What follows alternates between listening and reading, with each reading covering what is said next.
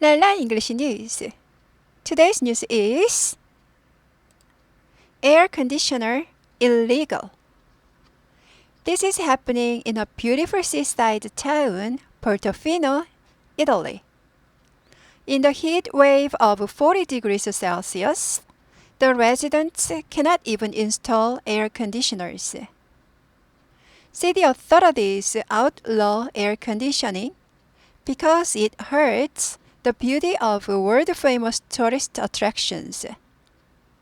They even use drones to crack down on the air conditioner installations and impose fines of up to 75 million won.